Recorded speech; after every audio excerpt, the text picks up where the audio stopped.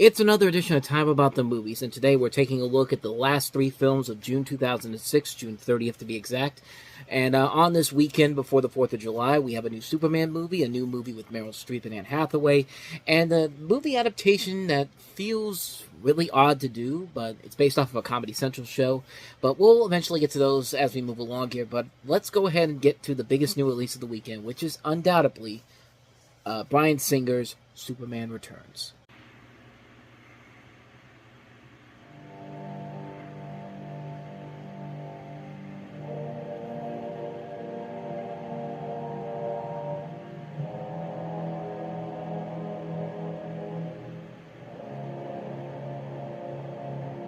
Even though you've been raised as a human being, you are not one of them.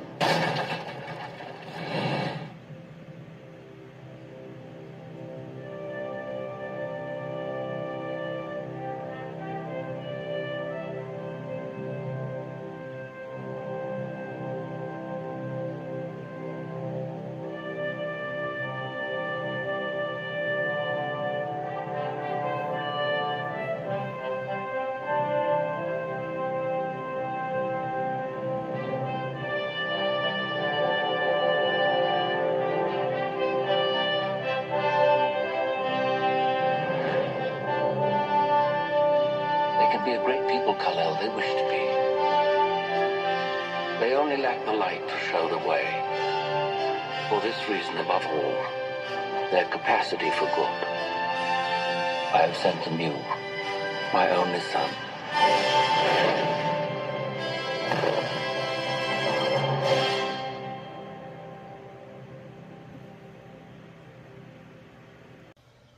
Oh, I can already hear the DC cinematic fanboys giving me shit for what I'm about to say because, sorry, I don't care.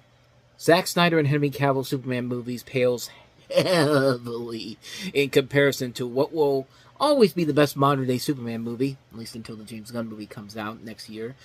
That is Superman Returns, and I know this movie gets a bad rap, but I'm sorry. It's the better Superman movie than Man of Steel. With Man of Steel, Zack Snyder was clearly trying to turn Superman into Batman, and he just isn't. Don't even get me started on Batman v Superman, where Snyder just butchered not only Superman, but also Jar Jar Lex Luthor with Jesse Eisenberg's performance. That's another thing I'm not taking back. Batman v Superman is this generation's Phantom Menace, one of the worst movies from the last decade.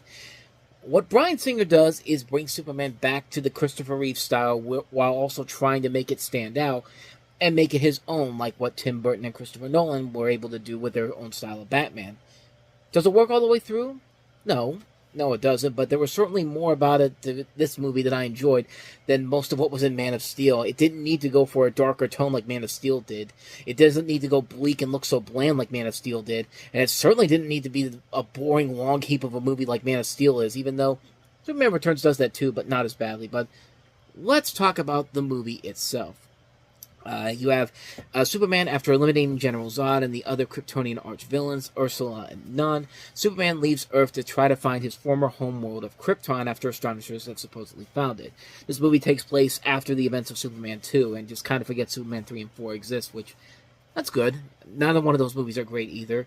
When he finds nothing but remains, he returns home to Earth to find out that Lois Lane, played by Kate Bosworth, is engaged to a relative of his boss, the boss being played by Frank Langella, and Lois's fiancé is played by James Marsden, and that Lex Luthor, played by Kevin Spacey, is at it again, after swindling an elderly, terminally ill woman, who was actually played by Noelle Neal, the original Lois Lane on the 50s George Reeves show. The psychopathic Luthor who plans to destroy California failed because of Superman's heroics, vowing vengeance against the Man of Steel and contriving a new sinister plot using the crystals of Krypton to build a continent that will wipe out most of North America. Embedded in the continent's structure is kryptonite, the lethal substance that is Superman's only weakness. Upon learning of Luthor's sinister scheme, Superman must race against time to stop the psychotic Luthor before millions, possibly billions, are killed. Now, a lot of people are mixed on this movie. A lot of people hate it because it isn't the Superman movie they want to see. It's not really a new rendition like Man of Steel, but it's mostly an homage to the original Superman films by Richard Donner. But honestly, that's not a bad thing. Yeah, it's the same Superman we got from the good old days, but you know what? After all the things they did to him in the third and fourth movie, and especially what comes in the Zack Snyder movies, which we'll get into that in a little bit, I'm glad that we got a fun, good old-fashioned Superman movie out of this, and that's what I really like about the movie. The casting is one of the biggest sticking points with a lot of people because of their age. But honestly, I thought Brandon Routh did a very good job playing Superman. He keeps the majority of what makes Superman what he is. And he's great in the movie as a title character. I really liked him a lot. Guy got kind of a bad rap after this movie came out because nothing really opened up for him afterwards. The biggest thing he did after this was Dylan Dog Dead of Night. Or even Scott, I take that back, Scott Pilgrim vs. the World he was really good in. But, Kate Bosworth as Lois Lane I thought was very good in the film. The chemistry between her and Routh works really well. And again, it bears a very close resemblance to the chemistry that Christopher Reeve and Margot Kidder had in the first two movies. Also, Christopher Reeve was 26 when he came out of was cast as Superman, and Routh was 25. So the age difference thing, yeah, that's a bullshit argument. I can go there. You also got good performances by James Marsden as Lois' fiance. He's not playing a stereotypical douchebag boyfriend that we see in movies like this. He does play a sincere, very caring guy, and he's not stupid either. There's a great scene where he's asking Lois if he still loves Superman. He's playing it very straightforward, and I think it's a good scene. It definitely shows what James Marsden's capable of as an actor as a whole, and we'll see that later on down the road with the movies that he would star in later on. The most seasoned players of the film also handled their parts very well. Frank Langella's great as Perry White, but Kevin Spacey just pitch perfect as Lex Luthor. Say what you will about the guy nowadays, because there's a lot of things you can say about him that are very negative, but this guy has 2 Academy Awards for a reason. He's a hell of a damn good actor. And his Lex Luthor captures every aspect of what we come to expect from Lex Luthor, and he makes it his own. He handles it very well. You also have a lot of good supporting performances from people like Sam Huntington as Jimmy Olsen, Parker Posey playing Lex's henchwoman, Miss Tess. Is it Miss Tessmacher in this movie, or is it somebody else?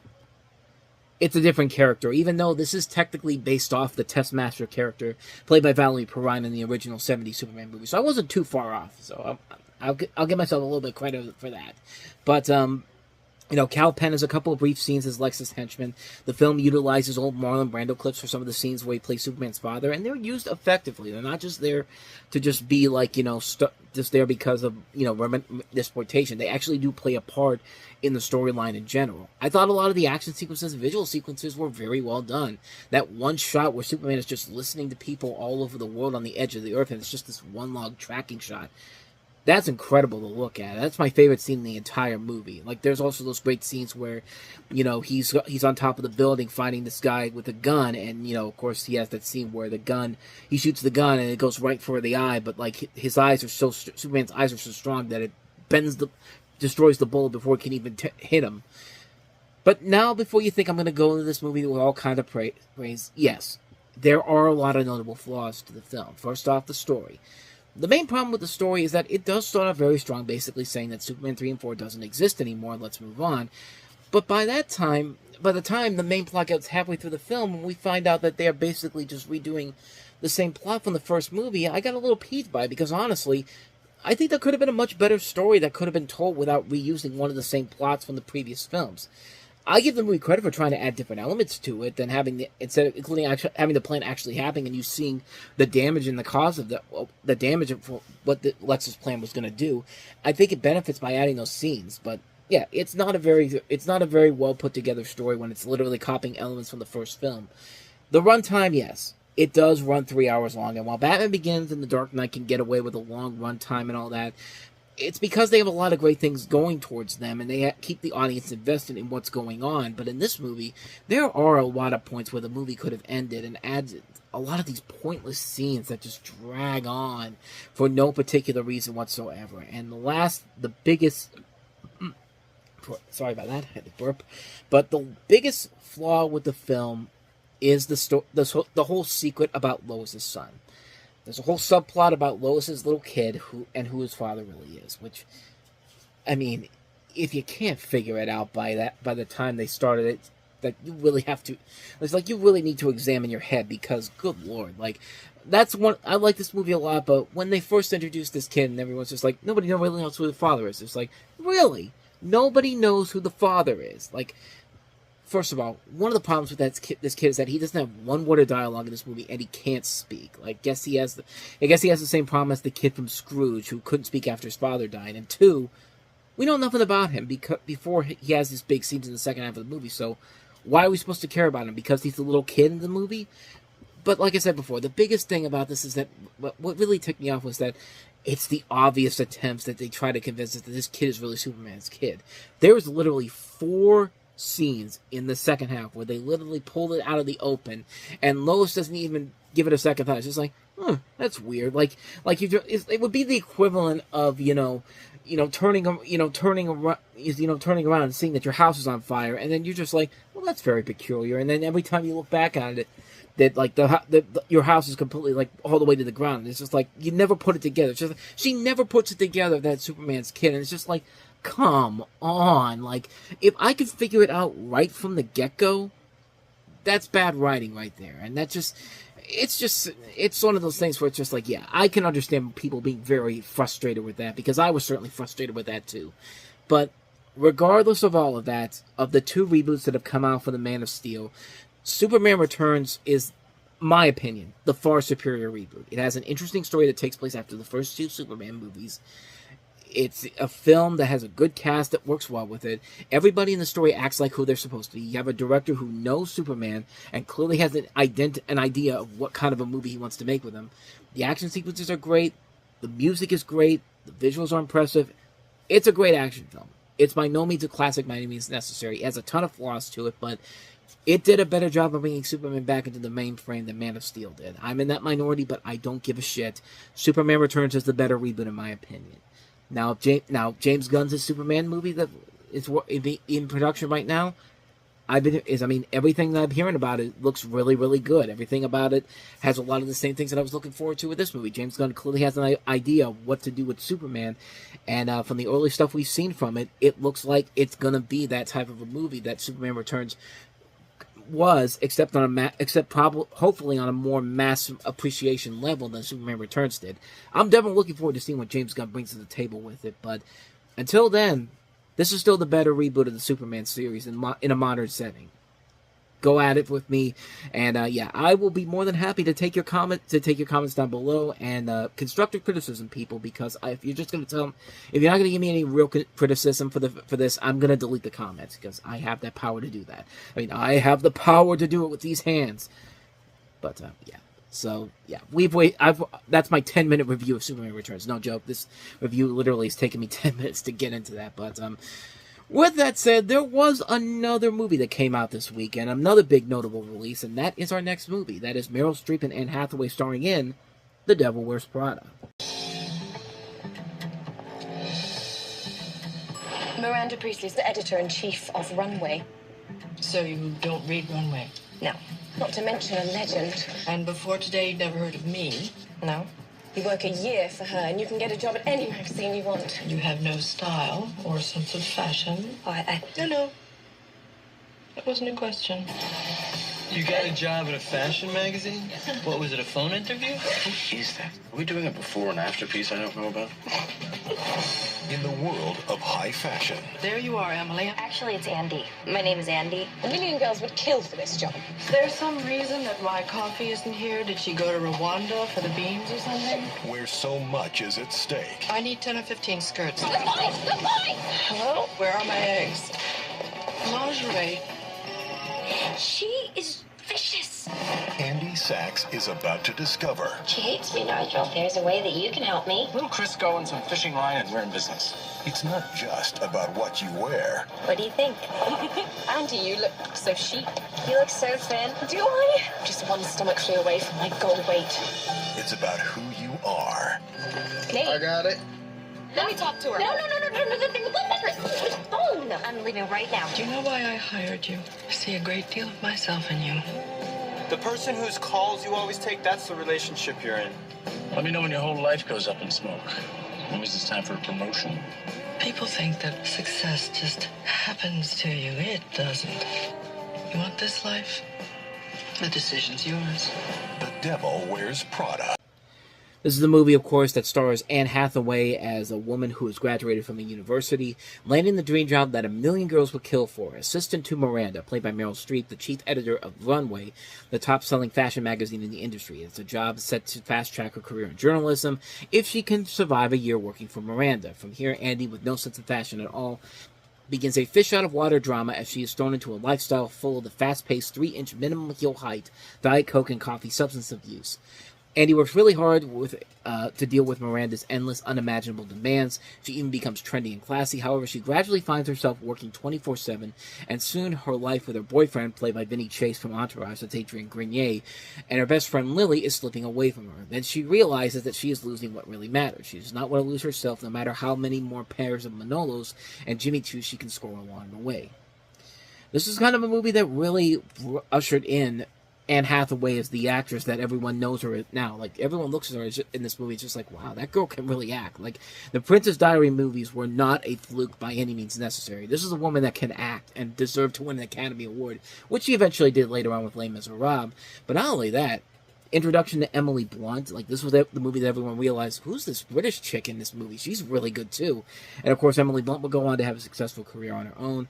Pair it up with, Meryl Streep and Stanley Tucci, they will usually turn in 110%. Adrian Grenier is pretty good in the movie. Simon Baker's pretty good in here as well. The movie itself, I'm not the biggest fan of it per se, but it's the acting that I think really does carry the movie to an echelon where I would say that it's a good movie. I don't like it as much as everybody else does, but I think it's a movie that is mostly working because of the showcase performances by the entire cast, especially the breakout performances by Hathaway and Blunt. I think that's the thing that a lot of people take away from this movie in general. And it works. It works all the way through. Everybody here gives it as all. I'm not a big fan of it per se. I think it has a lot of flaws to it, and it's really not made for me personally, but it's a movie that overall I thought was good. I thought it was okay. I thought it was good. I thought it was an okay movie. I don't like it as much as everybody else does, but I don't hate it either. I just think it's a passable film that really puts itself to another level because of the acting involved in it. And for that, I give it credit for that. So I like it, don't love it like everybody else does.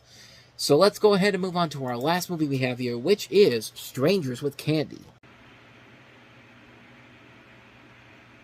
Hello, I'm Jerry Blank. Being a new kid in school is never easy, especially when you're a boozer. You're a fat goblin. Son. She is. I know, Derek. I have eyes. A loser. What's your IQ? Pisces.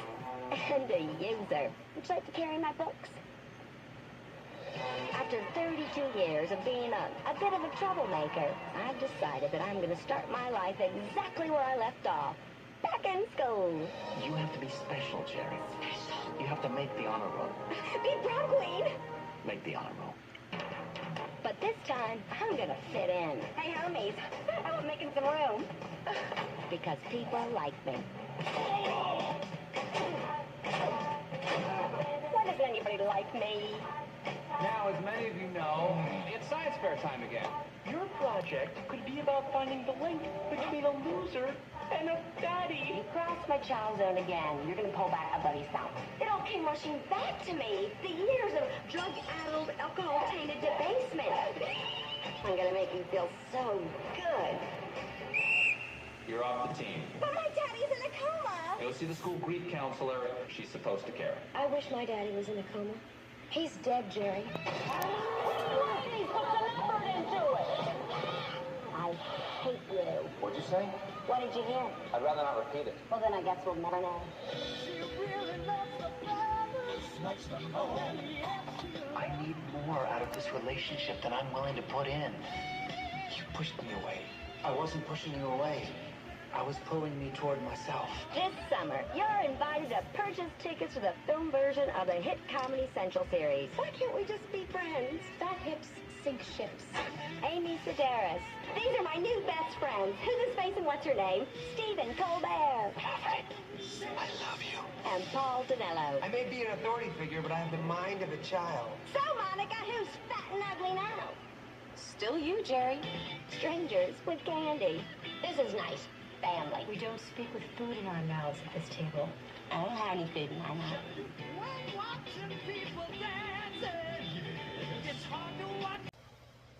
Yeah, kind of like with the Jimmy Glick movie from a couple years ago. This one kind of overstays its welcome a little bit too early on. This is, of course, a prequel to the Comedy Central TV series of the same name, where it shows you the origins of Amy Sedaris' character, Jerry Blank, and how, she went from she's a 46-year-old former high school dropout and self-described junkie whore who's released from prison and returns to her childhood home. She discovers her mother has died, her father, Guy, has been remarried to this woman named Sarah Blank, and she has an arrogant half-brother named Derek. And to make matters worse, her father is in a stress-induced coma. Taking the suggestion of the family doctor, literally, Jerry decides to pick her life back up where she left it, beginning her high school all over again as a freshman at Flat Point High. Jerry joins the science fair team led by Stephen Colbert, the Fig Newtons, along with their new friends Megawati Sukarnaputri and Tammy Little Nut. Noblet is not pleased to learn that Principal Onyx Blackman has hired a ringer for the team, Roger Beekman, to ensure the Flat Point wins, and so Noblet creates a second team. As she struggles to fit in and make her teammates proud, Jerry discovers that though the faces may have changed, the hassles of high school are just the same. In terms of the show itself, I never really saw it. I mean, I may have seen a couple episodes here and there, but it was never anything I really wanted to get into per se. Not because of the people involved in it. Far from it. I mean, it's produced by David Letterman. You have a cast that includes Stephen Colbert and Amy Sedaris, which, I mean, that's enough alone to get me to go see this right away. You have Dan Hedaya in this movie. Allison Janney is also in here. You have a cast that also includes Matthew Broderick, Sarah Jessica Parker, Philip Seymour Hoffman, Chris Pratt, Kristen Johnson, Ian Holm. There's a lot of good talent involved in this movie in general, but yeah, I don't know if it's because I'm not the biggest fan of the show, but this character does get kind of old pretty quickly. Maybe in a half-hour time restraint, it could work. It works fine, but in a movie, kind of like I said before with the Jimmy Glick movie, like that works for a little bit of time. But if you have to make me watch a whole movie with a character like this, you better have a really, really funny character that can make it work. And here, as much as I like Sedaris in here, I don't think the character really is all that great in general. Plus, there's already been a movie like this that was pretty much this movie blown up for the big screen. That was Never Been Kissed with Drew Barrymore, which I thought was a much better movie than what this film was trying to do. I think this film it's not, here's the thing, it's not a bad movie, but it's just, I don't know, it just feels like, I just kept thinking back to the Jimmy Glick movie, like it's one of those things where it's just like, this works for a half-hour show, but if you're trying to expand this into a movie, you better have something more than just a continuation of the TV show. Like, it's an R-rated movie, too. Like, you should be upping the ante in terms of what you should be able to accomplish here. I mean, we're going to have another Comedy Central-based movie coming up within the next year, Reno 911 Miami, which I think does a better job of expanding the series to a more wider brand of what you're able to do with the R rating in general here. Here, not so much. It's, I don't know. Like, to me, it didn't work, but I know it has its loyal fans, but for me, it's just a little bit too much for my taste, so a mixed bag, a mixed opinion on Strangers with Candy.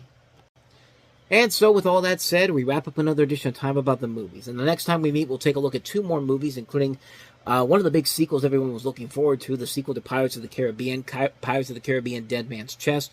We also have the Richard Linklater-directed A Scanner Darkly. We'll take a look at both of those movies on the next episode. That'll be coming up tomorrow. But until then, thank you so much for watching, and if you want to see more videos like this, please hit the place on the next page, check out the previous episode, and also don't forget to hit the like, subscribe, and notification button so you get updates on when new videos come out, because we post here every day on this channel. And don't go too far away, because coming up on Time About the Movies Flashback, we're flashing back to October 23rd, 1987, with Prince of Darkness, the latest film from John Carpenter, Suspect starring Sharon Dennis Quaid, The Sicilian, and No Man's Land. So we'll take a look at those 4 movies coming up on Time About the Movies Flashback, which will be coming up right after this. So don't go too far away, because we will be right back.